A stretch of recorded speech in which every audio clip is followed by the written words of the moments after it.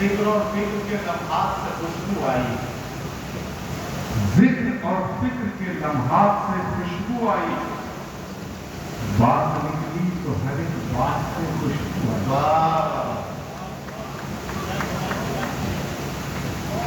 یہاں راج کوشک جی ہیں، شیلیندر جی ہیں، ہمارے ایک مہامنڈلیشور سوامی جی ہیں، دیش کے لیے اپنا کلام پڑھ رہے تھے جی تو وہاں سے اٹھے، کیونکہ یہ میرا پکا یقین ہے، میں آپ سے تالی بجانے کو بھی نہیں کہوں گا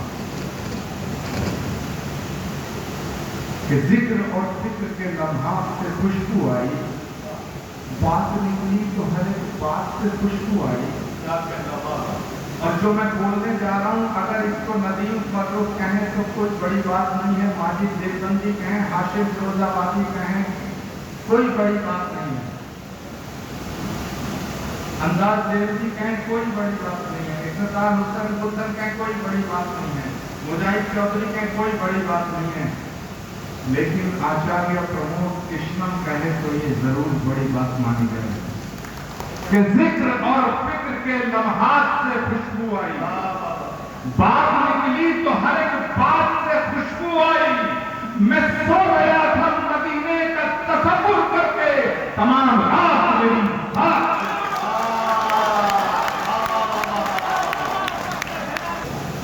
تمام رات کیا کہنا، میں کئی بار یہ بات کہتا ہوں کہ ندیم فروخ صاحب آپ نے پورا ہندوستان گھوما ہے، یہ جو ہندوستان کی تصویر آج دکھائی جاتی ہے، یہ ہندوستان کی تصویر نہیں ہے۔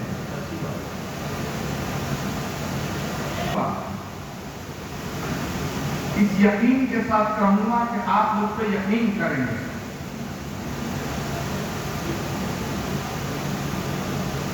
جھگڑا اور لڑائی، نفرت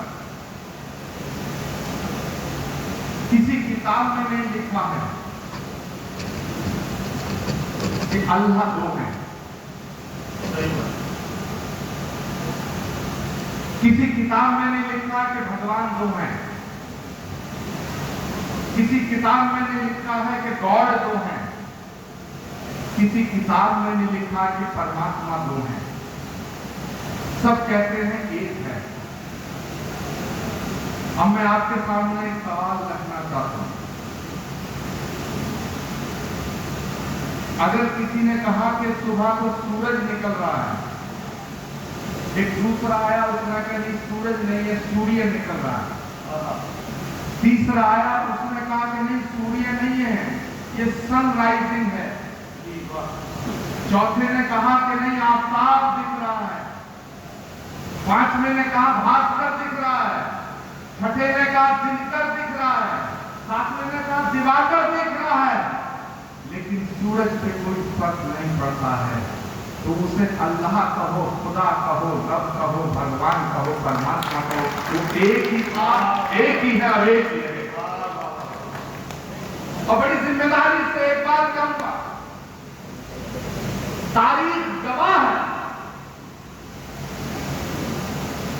اتہاس ساکشی ہے، دنیا کا سب سے بڑا یدھ مہابھارت ہوا، 5500 سال پہلے، ندیم بھائی مارنے والا اور مرنے والا ادھر بھی اور ادھر بھی، نہ مارنے والا مسلمان تھا نہ مرنے والا مسلمان۔ واہ، سچی بات ہے، دنیا کا سب سے بڑا یدھ تھا، مارنے والا بھی ہندو تھا واہ، اور مرنے والا بھی ہندو تھا۔ اب ایک سوال پیدا ہوتا ہے کہ اگر لڑائی دھرم کی ہے تو مہابھارت میں تو دونوں پکشوں کا دھرم ایک تھا، اور دوسری مثال دیتا ہوں، اتہاس گواہ ہے، تاریخ گواہ ہے کہ کربلا میں نہ ادھر ہندو تھا نہ ادھر ہندو تھا۔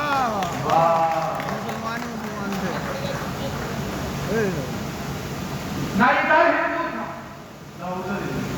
نہ ادھر ہندو تھا۔ جو مارنے والے تھے وہ بھی اپنے کو اللہ کا بندہ کہتے تھے، اور جو شہید ہوئے وہ پیغمبر کے نواسے تھے۔ اس کا مطلب اگر لڑائی کی بنیاد مذہب ہوتی، لڑائی کی بنیاد دھرم ہوتا، تو پھر مہابھارت کیوں ہوتا؟ صحیح بات۔ اگر لڑائی کی بنیاد مذہب ہوتا تو کربلا کی جنگ کیوں ہوتی؟ اور میرے دوستو، جہاں تک مجھے یاد ہے کہ جس سمے حضرت امام علیہ السلام کی شہادت ہوئی، اس سے پہلے ان کو سندیش دیا گیا کہ تم یزید کی بیعت کر لو۔ انہوں نے یہ نہیں کہا کہ میں بیعت نہیں کروں گا، کیونکہ ان کی کوئی ذاتی لڑائی نہیں تھی۔ انہوں نے کہا کہ میرے جیسا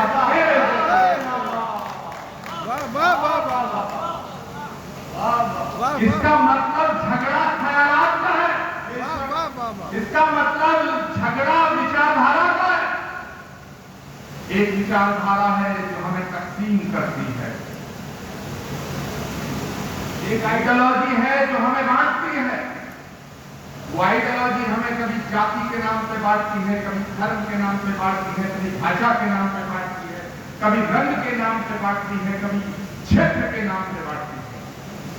لیکن میرے دوستو، ہمیں بٹنا نہیں ہے، ہمیں بٹنا نہیں ہے۔ اور اس کے لیے کیا کہا جائے، کیا کیا جائے؟ تو میں کہنا چاہتا ہوں کہ وہ شخص، آپ کی نظر کر رہا ہوں تو کہ وہ شخص جو کسی سے محبت نہیں کرتا، وہ شخص جو کسی سے محبت نہیں کرتا، آپ سب کی نظر ہے، توجہ چاہوں گا ڈائس کی، کہ وہ شخص جو کسی سے محبت نہیں کرتا، دھوکہ ہے عبادت کا، عبادت کا۔ ماجد بھائی، وہ شخص جو کسی سے محبت نہیں کرتا، دھوکہ ہے عبادت کا، دھوکہ ہے عبادت، عبادت نہیں کرتا۔ واہ، دھوکہ ہے عبادت، عبادت نہیں کرتا۔ مجھے کبھی کبھی بڑی حیرانی ہوتی ہے، اتنی حیرانی ہوتی ہے کہ ہم ان کے ماننے والے ہیں۔ جب بھگوان رام کو بنواس ہوا،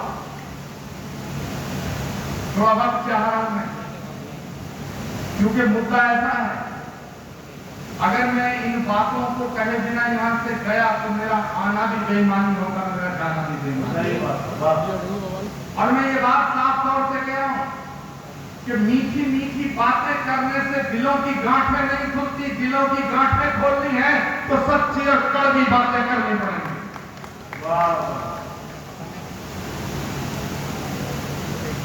اور پیغمبر نے فرمایا ہے کہ اے لوگو، وہ بات اچھی نہیں جو تمہیں اچھی لگے، جو تمہیں اچھی لگے وہ بات اچھی ہے تمہارے حق میں ہو۔